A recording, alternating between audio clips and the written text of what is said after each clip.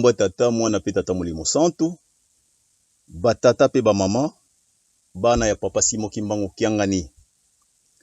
Ba papa pe ba mama balingami ya papa Simo Kimbangu Kiangani. Banso bazali ba sympathisant. To banso bakolandaka la vie et le développement ya lingomba ya tata molimo santu. Na pesi bino mbote. Solo eleki basanza mingi toyokani susu basango te, toyokani susu mongongo te, topesani susu malendisi te, na tina ete tozali awa na yelu selemi ya sika na tina ya mobembo. Batata ba mama na lisungi ya bana radio télévision kimongiste bakambi na bango. Pendenge ezali émission ezana kati ya grille de programme ya kati ya radio télévision kimongiste. Tozala pembeni tozala musika, musala ezali musala avec les moyens modernes tozana ngo. Yango wana tozongeli binusu na mokolo lelo poto meka kozala na mwa masolo ya kotalaka maike oyo etali lingomba na biso. Encore une fois, merci beaucoup de votre suivi régulier, ce dont nous sommes tous fiers, puisqu'il s'agit de la vie de notre Église qui nous intéresse tous. Batata ba mama, tokende tout droit au but. Ba sujet ezali mingi toko lobela. Kasi na tango yo tokoki ko ramasser yango nyonso mbala moko te. Po tokende na likambo na muzindo. Tokolanda yango na moko moko. Likambo monene tozana yango na mobu oyo ezali bosepeli ya 100 ans ya lingomba na biso. Les festivités relatives à la célébration du centenaire de l'église de Jésus-Christ sur la terre par son envoyé spécial Papa Simo Kimbangu. Donc, lingomba ya nkolo yisu na nse na ntomane ya siki Papa Simo Kimbangu ekokisi mibu kama. Toyebi oyo nyonso esalemi. Tomoni, toyoki. Oyo tata mokonzi ya bule, tata molimo santu Papa Simo Kimbangu Kiangani asali pona biso. Tika d'abord lokumu penkembo epesamela ye po ete ezali nzambe. Manso akosalaka biso, manso akokanaka ekosalamaka. Likamoko te nzambe akokana ezanga kosalama. Batata ba maman, depuis 2014 pardon, asakolaki ete toko célébrer centenaire ya église kimangiste na 2021. Et na kati wana toyebi ete tolekisaki ba centenaire misato ya yambo oya papa Kolutu na 2014. Teko lekisa oya papa Mwambanza nkolo yisu papa de alunga na Kiangani Salomo na 2016. Et enfin ya papa de ngena kuntima tata molimo santu na 2018. Oyo nde na cycle ya centenaire ya mubu oyo ya mibu nyonso oyo nde mama na likambo parce que tali lingomba mobimba. Œuvre salvatrice ya Papa Simo Kimbangu ebandaki le 6 avril 1921 à Wanankamba, Nouvelle-Jérusalem. Batata ba maman, ça mérite une célébration. Yangwana nde salameki. Et à la foulée de cette célébration, ezalaki couplé na inauguration ya musée Papa Simo Kimbangu. C'était pas un fait du hasard, puisque na calendrier nzambe tangu olingo sepelesa nzambe na yo bakendeke maboko pamba te. Lingomba aye maboko pamba te devant Papa Simo Kimbangu Kiangani to memelie kafumba na cadeau. Ndinga tindaki biso bana na to se mobiliser na mwa mike o nzambe akopesa biso.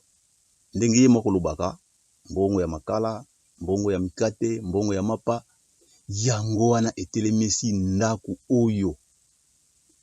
Botala bino moko na bilili. Bosila komona bilili na yebi yango ya solo. Mais je préfère encore tozongela mwa moke bolanda. Tala ndenge bakonzi, tata mokonzi ya mboka, le président de la République, son excellence Félix Antoine Tshisekedi Tshilombo ayaki en personne ko inauguré yango. Vous allez comment on a bilé. C'était vraiment émouvant et impressionnant. Émouvant la cérémonie, impressionnant le bâtiment en lui-même. Batata ba maman, c'est une fierté pour nous kimbangistes. Beaucoup mona extérieur, beaucoup mona intérieur, c'est que ça représente. Na banza devant ba autorité na biso tango batali balobi ya solo, ba kimbangistes bazali ya travailleurs. Puisque batata ba maman, avant tout comme le 6 avril, je me rappelle bien, na début mars, la présidence de la République, batindaki, batu bayaki, une délégation bayaki, il y a battu ya présidence de la République, na kati na bango, il y avait le conseil spécial en matière des infrastructures.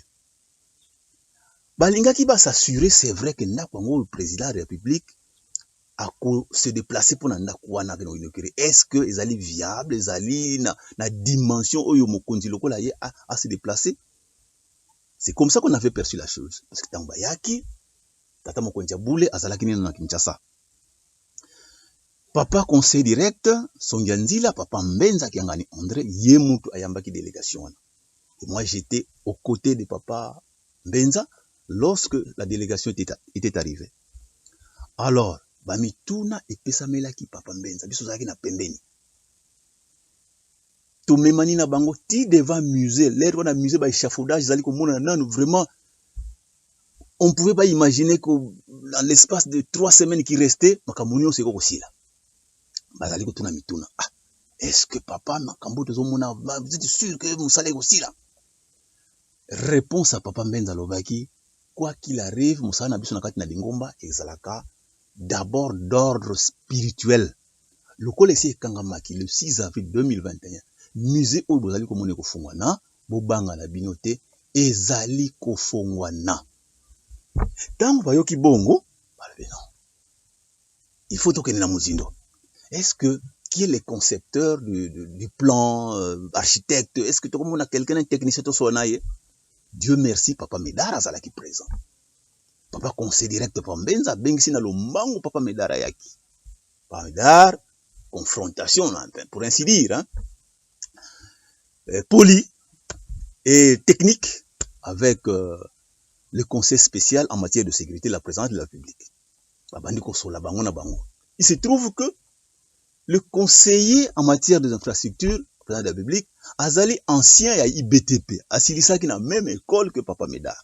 Ah, c'est comme ma collègue, basilisa ba formation mo ba kutani. C'est vrai que papa Medar azali plus ancien que le conseiller principal, le conseiller à la présidence. Ba sololi a lakisie maman na likamondenge ba salaki ba misala ba mesure ba profondeur ba makamonyon a expliquer. Tata wana andimi ya lobi ya solo. Pe na kotala kaka bâtiment na bino na misu boye, solidité na ngo ezali ko mona na misu. Apprécier batata ba maman. Tala musala nga na yo mwana papa Simon Kimbangu to sali pona lokuma nzambe na biso. Date Koki, effectivement, le président de la République, son Excellence, Félix Antoine Tshisekedi Tshilombo, qui aujourd'hui est président de l'Union africaine, notre chef d'État, garant de la nation, il est président de l'Union africaine, aïe en personne au Tchaloboko. A Beni Ruban, il y a une inauguration totale, Kuna Nalikolo, il y a bâtiment, musée Papa Simon Kimbangu. Papa et maman, c'est une grande fierté pour nous, c'est un grand honneur pour notre église, c'est un grand honneur pour notre Dieu, Papa Simon Kimbangu. Batata ba maman. Maintenant, pourquoi un musée? Pourquoi un musée? Les gens peuvent se dire, mais pourquoi le musée, ça sert à quoi? C'est pour notre histoire. Combien de fois, depuis que Papa Simon Kimbangu est là, il nous a parlé à Kinghulu, de la recherche de notre authenticité, de notre identité, de nos repères culturels, de nos repères civilisationnels. Batata ba maman, un peuple qui ne connaît pas son histoire, c'est un peuple déjà mort, un peuple manipulable. Il y a moi, papa, qui était. poto kota na mama na likambo to récupérer oyo ya mutuya nzamba bongisi la biso titango to kona baterir kona na nkulu mbimbi il faut bana na baye ba histoire raison pour laquelle d'ailleurs na 2003 2002 puis 2003 donc 2003 d'abord et puis 2004 asalaki ba tourner et ba site historique ezala oyo zingi nkamba yelu selemi ezala oyo ya lutendele o bazalaka na nkamba yelu selemi bayebi il y a des archives au bazalaki pina lutendele lokola ngai na zalaka ba archive ezali batata ba mama nyonso wana pona ko kundola ba koko na biso histoire na biso mwana na mwana il faut ayeba epai tata na ye atiaki lokolo tango tata na ya komeki place wana likambo nini atiaki wana liloba nini abimisaki profesi nini ezalaki na place wana manso wana papa Simon Kimbangu ngani alakisi biso batata ba mama biloko nzambe alakisaki biso sur le champ il faut le bagaka non papa Simon Kimbangu ngani azali nzambe. Comment il pouvait connaître toutes ces histoires là yazalaki na mwana muke ayebaki yango te? Il était même pas présent quand tout cela se déroulait. Mais tala nzamba préparé que déjà ba oyo bagendo ba mona ki bisika yango yemoko pesi le sens historique histoire ya bisika wana batata ba mama tala monene ya nzambe nyonso wana esalamaki na tina nini histoire na biso ezala ya kobombama batata ba mama voilà l'importance ya musée malamusu na lobaka boye j'ai eu la chance lorsque je travaillais à l'université nationale du Zaïre qui chef de service et relations publiques à l'Institut national des arts avant de devenir chef de suite de l'enseignement. Nakendaka mission na musée national du Zaïre na Mongaliema na présidence de la République. J'étais en mission là-bas. J'arrive là-bas, je regarde le musée, Nathalie Bilokizaki Mouké, je pose comme ça la question à la conservatrice. Ah, mais le musée na biso kaka hein? Kaka Biloko Mouké, c'est ça notre musée. Alobi ndeko na ngai tosenga biloko na biso oyo les colonisateurs ont pris. Quand je dis les colonisateurs, il s'agit des Belges, des Français, des Britanniques et tous les Occidentaux en quelque sorte. Biloko na biso nyonso ya bokoko bazanango tosenga kala bazongisa biso puisque nous avons franchi nous sommes déjà au-delà de 50 ans. Enfin, nous nous approchons de 50 ans. Nous nous approchons de 50 ans, mais nous avons pris de l'avance pour tout banaza au Senga. Bango ba pesa biso e yano boye. Lorsque 50 ans effectivement, la loi internationale dit que nous pouvons restituer biloko na bino nyonso wana. À la seule condition ozala na esika ko bombela yango. Tata et maman. Mutu aye na ndako na yo ayibi yo eloko ya yo bayibaki yango yo zongeli mutu na yibaki yo eloko lobi ah papa to mama zongisa eloko na ngai kasi azopesa yo réponse na ko zongisela yo eloko na yo mena lingi yo kende otonga bisika ya malamu oyo ko bombela eloko na yo muyibi alobi na yo na ko zongisa eloko na yo mais à condition que yo tonga esika malamu et pas yo bombela biloko na yo patata ba mama. Donc le voleur azali na considération na eloko ango ayebi valeur nango bongo yo siko nkola eloko okolamuka te vraiment okolamuka te koloba oh mais muyiba yibaka eloko nanga lobi ke eloko oyo na bongisa esika na bomba ngo malamu c'est quelque chose de valeureux de prestigieux un trésor. Voilà batata ba maman. La République démocratique du Congo na Kinshasa basala musée national moya lelo. Alors, le véritable musée oyo mokini ezali ko senga ezali ko luka yango nde salami na nkamba Nouvelle Jérusalem puisque wana ezali na histoire esalami kuna na Kinshasa oyo leta salila kibiso ezali histoire ya culture na biso ya coutume na biso, ya ba tradition na biso. Tout ça c'est respectable. Mais histoire oyo ya musée Papa Simon Kimbangu, c'est au-delà. C'est une histoire de la civilisation du monde. Oyo konza mokili oyo parce que Papa Simon Kimbangu yazali nzambe. nzambe aza na frontière te na bomutu aza na nationalité bien sûr, mais au-delà de ça lokola azali nzambe azali universel parce que nous sommes une église universelle. Alors mokili mobimba bakosopana baya kotala muzango likambo nini ezali na kati. Batata ba mama soki ndenge tolongi likambo oyo elike na ngai te tolongoli papa Diangenda mawa. Elike na ngai tolongoli papa Diangenda mawa parce que bachana no nzemba ngo tolanda papa Diangenda azali ko nionga ngai Diangenda nazali ko mituna mawa na ngai ekosila te tolanda mwa moke nzembo comme ça toma ko comprendre que ba papa bazalaki na mawa bazalaki solo na mawa. Ngai Diangenda nazali ko mituna soki mawa na ngai makosila te libotani na yaka komikisa kino lelo nizali kondimela te nikamba misena misala ya mabe nibeko misala baliko nibeki kotola kofinga ngai nitikite bozoba ya mwindo ekosila te. Ngai Diangenda nazali ko mituna soki mawa na ngai makosila te libotani na yaka komikisa kino lelo nizali kondimela te nikamba misena misala ya mabe nibeko misala baliko nibeki kotola kofinga ngai nitikite bozoba ya mwindo ekosila te.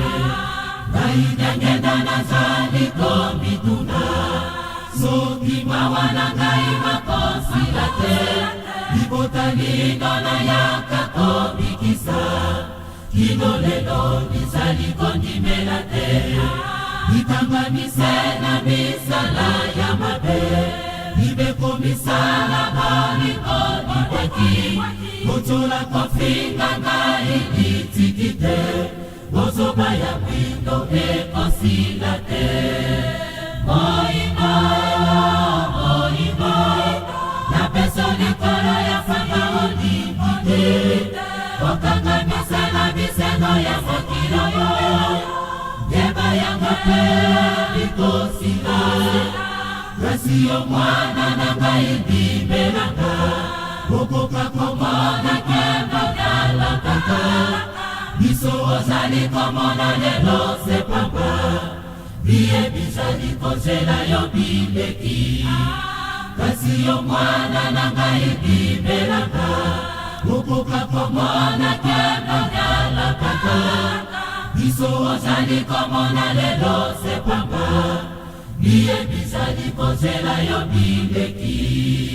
Moimba moimba na peso likolo ya fanga olimpide okanga misala bisengo ya mokilo yo yeba yango pe likosila kasi yo mwana na ngai ndibelanga okoka komona kemba galakaka biso ozali komona lelo sepamba biye bizali kozela yo bileki kasi yo mwana na ngai ndibelanga okoka komona kemba galakaka biso ozali komona lelo sepamba biye bizali kozela yo bileki.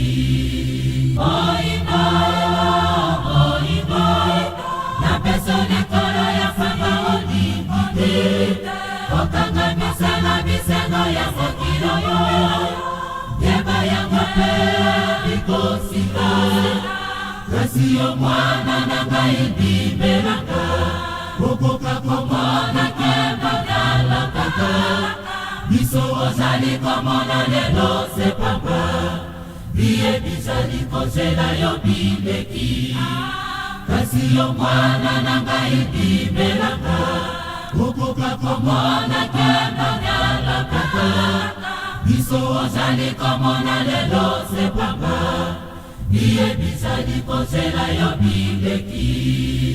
Moïno, na peso likolo ya Faraoni, okangamisa na bisengo ya mokili oyo, yeba yango mpe likosika. Kasi yo mwana na ngai bibelanga, okoka komona kemba galakaka. Biso ozali komona lelo sepamba, biye bizali kozela yo bileki. Kasi yo mwana na ngai bibelanga, okoka komona kemba galakaka. Biso ozali komona lelo sepamba, biye bizali kozela yo bileki. Merci beaucoup. Tolandi nzembo batata ba mama. Papa Diangenda mutu azali kolela. Azali komituna sike mawane ko sila te. Pona nini libuta oyo azali ko biki ayaki po abundela bikisa tozali ko décevoir. Alelaki mingi banzembo azali mingi ya manyonga Papa Diangenda. Kasi lelo yo papa Simon Kimbangu kiangani aye tata na ye ayaki po akosukisa. Alobaki na mbanzanda boko no kosakola na kati na mokili mobimba banzemba mawa ekozala lisusu te que tata molimo santo papa Simon Kimbangu kiangani aye po asukisa silisa batata ba mama yango tozali komona tout le projet ya Nzambe esila ko salema maman na likambo atteindre le but final. Maman na likambo atteindre le but final.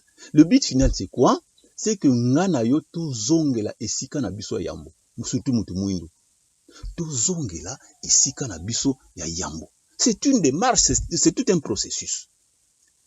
Ezali mawa ya komona batu babituna kasi tosalaki ba conférence internationale. Bongo tomona kinini? Tosalaki exhumation nzuta mama mwindu. Bongo tomona kinini? Kasi tosalaki pe révision procédé. Bongo tomona kinini? Kasi totongaki pe boite. C'est comme si on doutait des promesses de notre Dieu. Le loyo, musée Angola. Depuis 2014, papa enclenché construction à musée Oyo. 2021, inauguration. Au bout de 7 ans de travaux. 7 ans de travaux.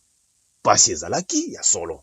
Puisque na ebela misala tata molimo santa asangajaki nango kotonga ba sika ya bapaya na makambo ebele sur le plan administratif et social yango na memeki musala ekoma jusque na tango oyo avec nos petits moyens batata ba mama parce que bâtiment oyo ndenge tongami sans échafaudage mécanique technologique ndenge to bina mwana poto avec ba grue moko sophistiqué moderne biso wana ezalité na maboko bat ba tombola biloko na maboko et ce que iloko sali 7 ans c'est à applaudir et non seulement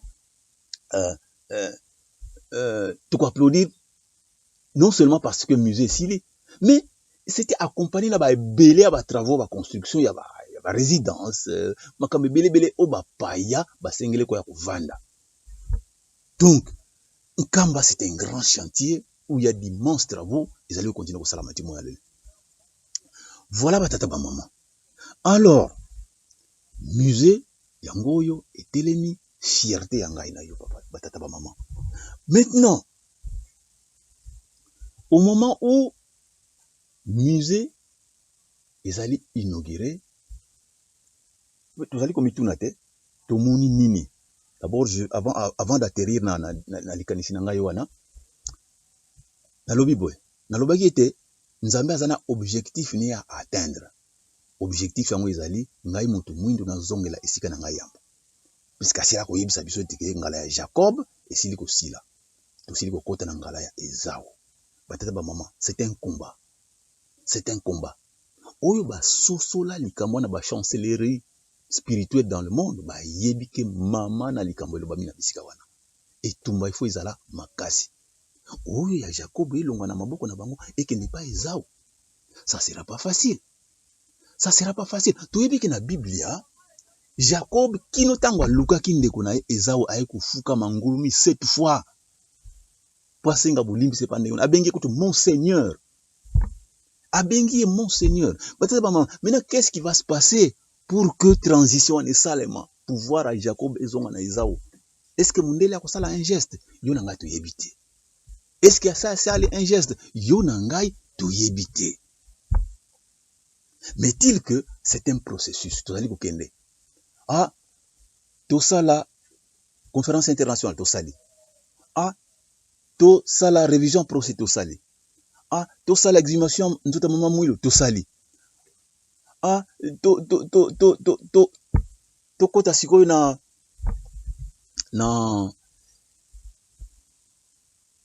botongi musée, tout ça.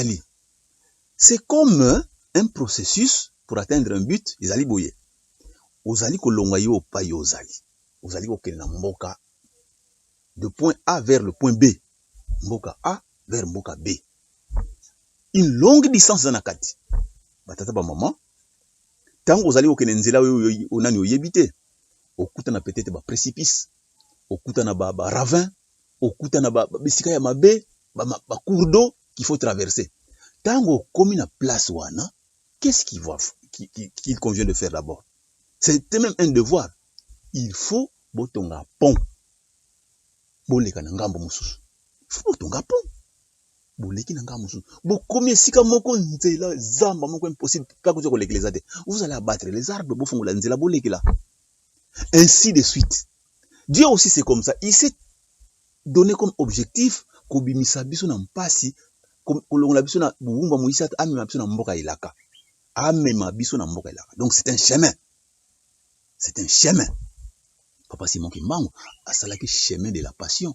C'était pas un chemin facile. C'était pas un chemin facile. Na chemin wana, bakutana kinba pont, bakutana kinba nani. Il fallait toujours travailler et retravailler. Jusqu'à ce que bokono kutana point final. Point final wana, ya wana papa la kibiso. Kosongi sabiso na stiga ya talo. Batata ba maman. Dengi na lobaki. Inauguration. C'est une étape.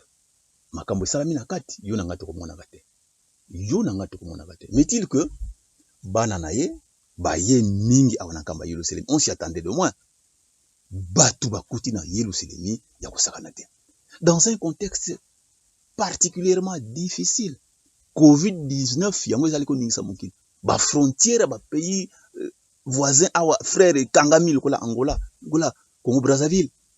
On se disait que ndenge nini bandini bakoya. Poto n'en parlons pas. Mais Dieu merci. Bana naye, bana papa Simon Kimbangu. Ndenge asalaka makamu shinaye, batondi Yerusalem. Place ko tia lokolo ezalaki te. Batata ba maman. Inauguration musée papa Simon Kimbangu et Salam par le président. Mais avant le président Kendeko, kata ruban wana apesaki biso liloba. Alobi na biso.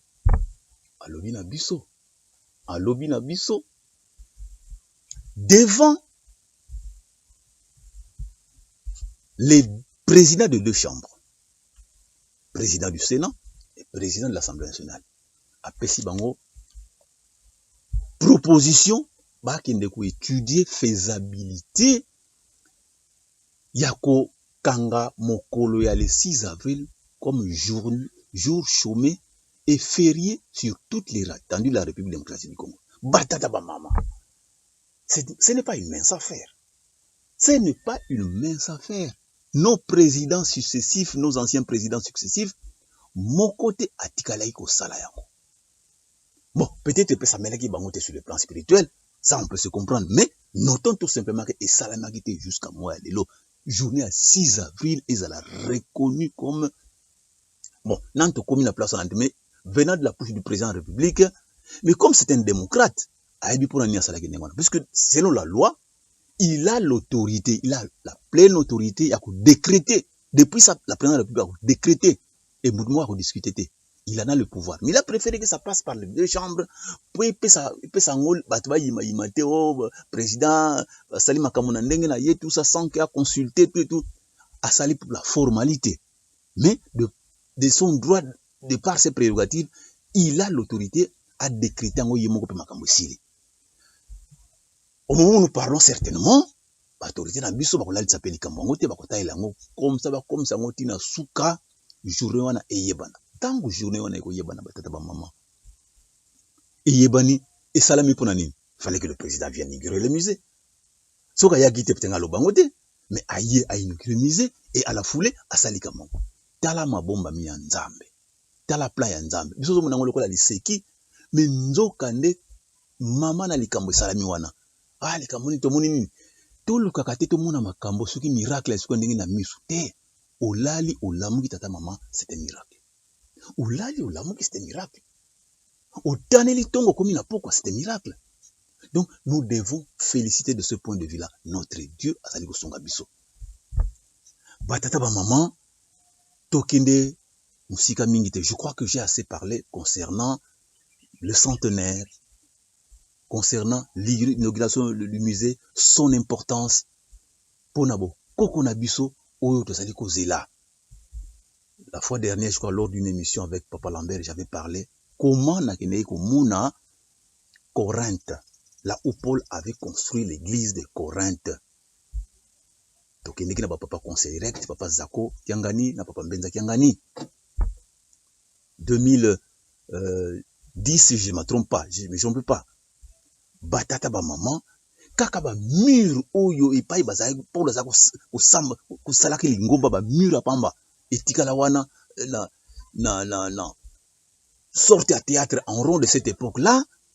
L'époque grecque, c'est de cette époque-là, kaka wana batata ba maman et comment musée historique le monde entier déferle pour aller voir ça. Batata ba maman, je suis allé voir à Soweto la maisonnette de Nelson Mandela. Aujourd'hui transformée en musée Nelson Mandela. Mais le monde entier pour aller le voir parce que azaki personnalité historique en Afrique. Batata ba maman, à plus forte raison histoire va passer mon banc. Et j'ai vu ce qu'il y avait dans la maison Mandela.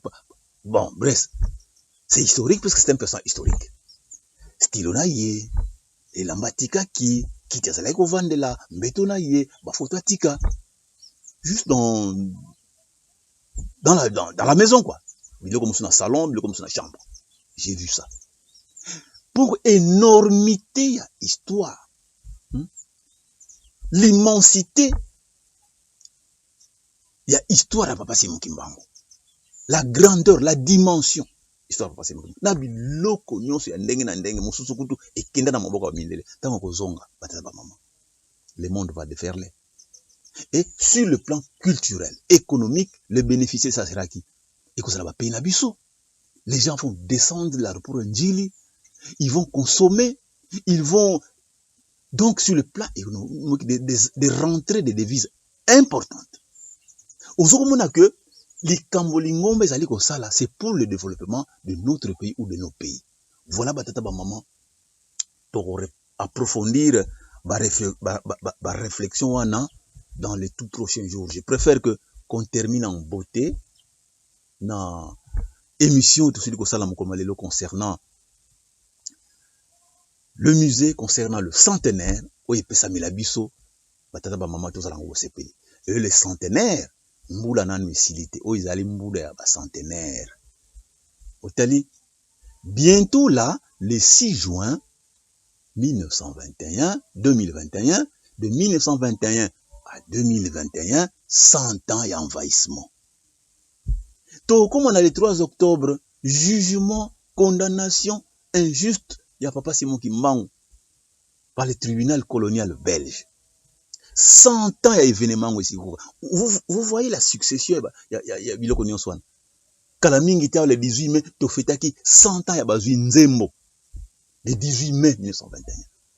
Ozomona, eux, ils allaient mboka, centenaire, et l'andani na ba histoire na biso, batata ba maman, to simba likambo oyo sérieux.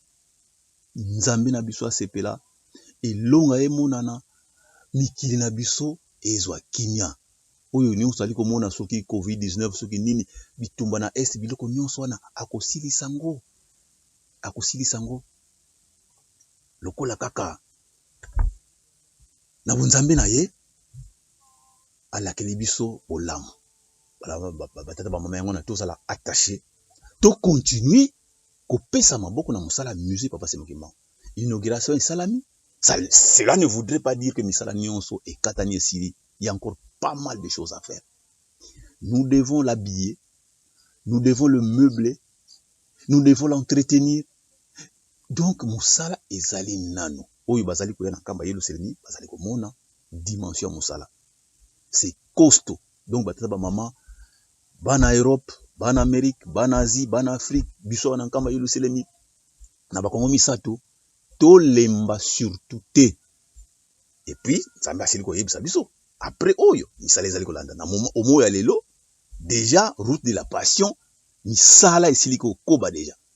Ezali ko zela ete 12 octobre ezala inauguré. Batata ba maman na mukuse yango na mwa lisolo epesa meleki biso to kabola na bino na malende si tozala soudé makambo oyo ezanga tina eza nango na tina te ba futilité to kota yango te to talela kako tata na biso tata molimo santo nzambe wa biso papa Semokimbangu ngani o azali ko senga na biso yango na ndeko to kolanda mwandambo oyo ezaki na ngai to kabola mwa elelo yango wana na tiki bino na suka ba technicien batiela bino lo yembo ya suka botika na malamu mbala sima to bongisela bino masolo mosusu to silisi boy na komba tata mwana pe tata molimo santo amen.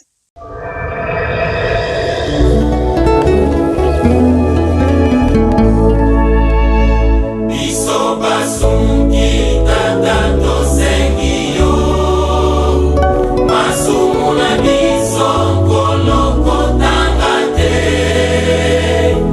tala pasi tojali konyokwama tata tosengi yo kolongola biso na pasi oyo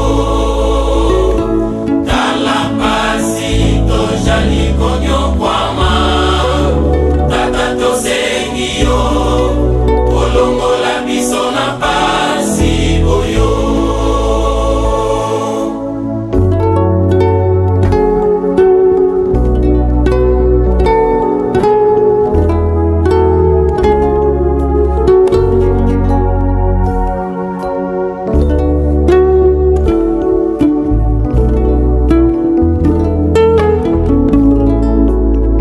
Biso basungi tata tosengi yo masumu na biso koloko tanga te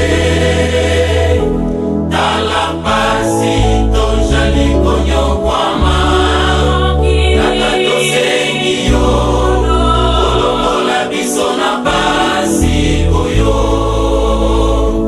tala pasi tojali konyokwama tata tosengi yo kolongola biso na pasi oyo.